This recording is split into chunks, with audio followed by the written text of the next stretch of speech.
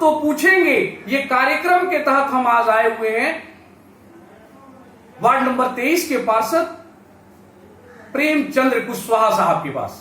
मैं ये पूछना चाहता हूं, आप वार्ड पार्षद साहब हैं, अभी तक के कार्यकाल में आपकी क्या क्या उपलब्धियां रही हैं? सबसे पहले तो मैं आपके चैनल के माध्यम से 23 नंबर की जनता को मैं हृदय से अभिवादन करते हुए आपके चैनल को भी और आपको भी धन्यवाद देता हूं। आपने मुझसे 3 साल की उपलब्धियों के बारे में पूछा, तो मैं निश्चित रूप से हमारी जो कार्य क्षमता है, हमने अपने वार्ड के सभी लोगों के साथ कंधे से कंधे मिलाकर चलने का काम किया। हमने कोई पक्ष और विपक्ष की भूमिका के रूप में किसी को भी इस तरह का अंतर नहीं समझा। साथ जितने भी विकास के कार्य हैं, मैं एक खास बात बता दूं कि 3 वर्षों में मैंने वार्ड में जितने भी रोड नाले थे अधूरे, उसको मैंने पूरा करवाया।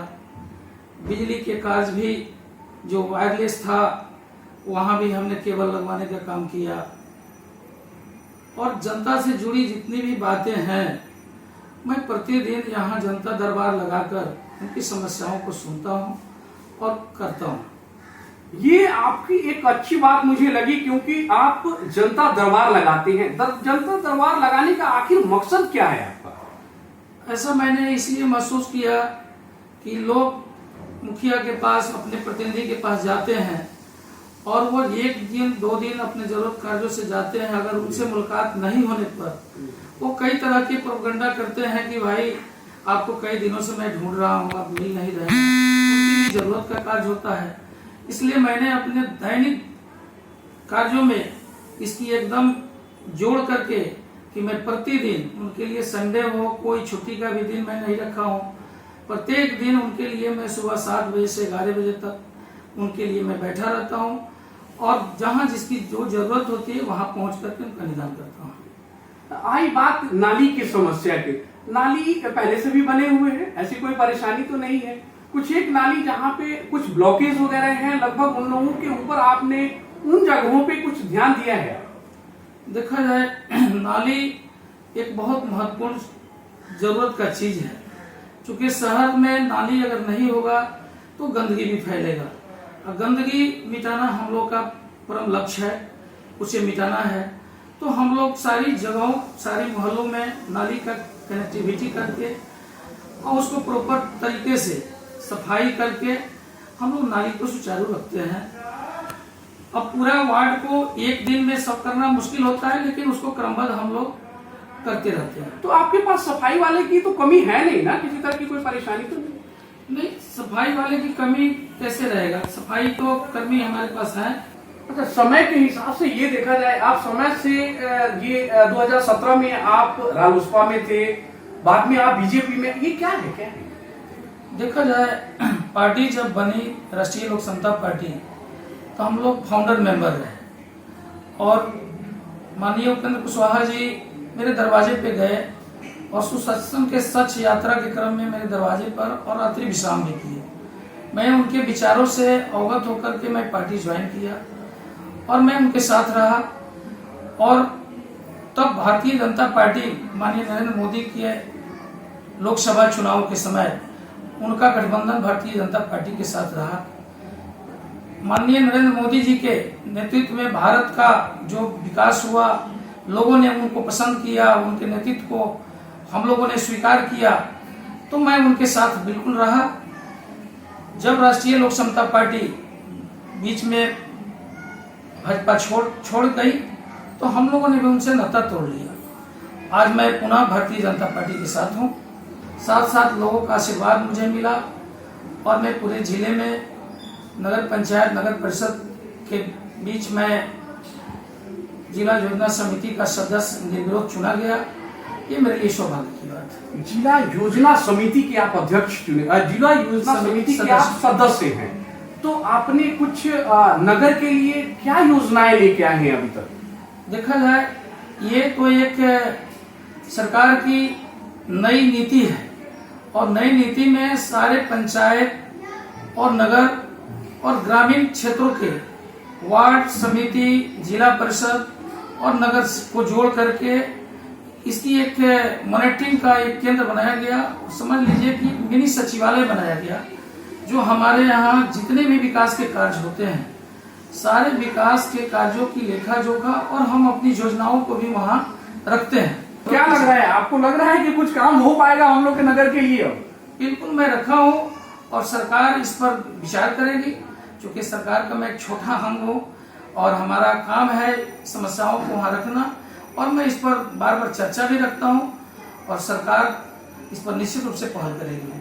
और आपका जो बैकग्राउंड है, आप बैकग्राउंड के विषय में अपना बताएं एज ए पॉलिटिशियन, क्योंकि अभी पॉलिटिक्स में आप नए नए नहीं हैं, तो आपका बैकग्राउंड एक्चुअली है क्या? देखा जाए ऐसे तो मेरे परिवार में हमारे पिताजी मुखिया रहे दुहा पंचायत से, और लंबे समय तक मुखिया रहे, 27 वर्षों तक उनका मुखिया का काल रहा और बहुत ही सफल। मैं इस बात को कहने में गर्व महसूस करूंगा कि उनका कार्यकाल केवल लंबा नहीं रहा, बहुत ही सफल कार्यकाल रहा। उस कालखंड से हमने बहुत कुछ सीखा।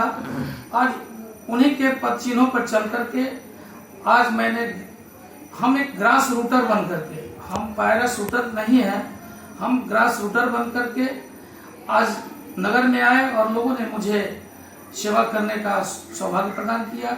हम जल नल योजना के विषय में थोड़ा हमको प्रकाश डालिए आप। आखिर 2.5 वर्ष हो गए हैं अभी तक जल नल के योजना का, आपके यहाँ भी फंड आए हैं, क्या काम कर पाए हैं अभी तक आप? देखा जाए नल जल की बात जो है, एक सरकार, बिहार सरकार की बहुत ही अति महत्वाकांक्षी योजना है और इस पर हम लोगों ने पूरी तरह से नजर भी रखा है, लेकिन यह कार्य जो है शहर में ठेकेदार की कमी से।